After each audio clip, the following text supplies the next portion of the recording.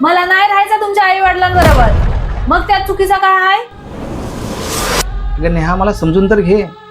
माझ्या आईवडिलांचा मी एकुलता एक आहे. मला दुसरं कोणी भाव असतं तर ठीक होतं. आईवडिलांची सेवा त्याने तर केली असती.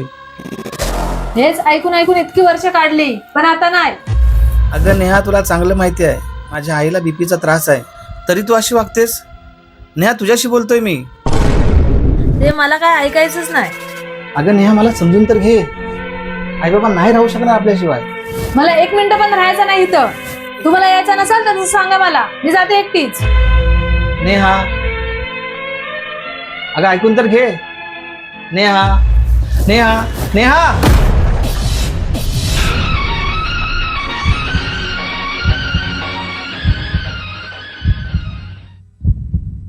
जरा कभी मेरी नजर से खुद को देख ले।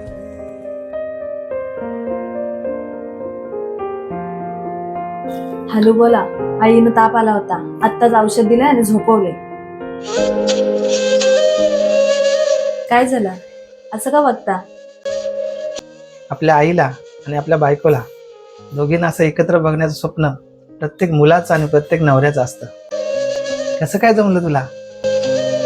जेव्हा मी माझं घर सोडून, माझ्या आईवडिलांना सोडून तुमच्या घरी आले, तेव्हाच मी तुमच्या आईवडिलांना, तुमच्या घराला आपलं मानलं. आणि मी ठरवलं होतं, तुमचे आईवडील कितीही मला वाईट बोलू दे, तरी मी त्यांना माझे आईवडीलच मानणार.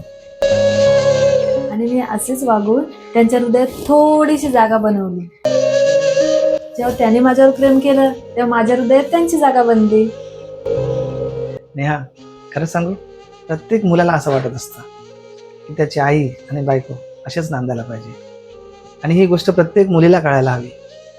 तर संसार सुखाचा सुखाचा सुखाचा संसार सुखाचा सुखाचा सुखाचा सुखाचा सुखाचा सुखाचा.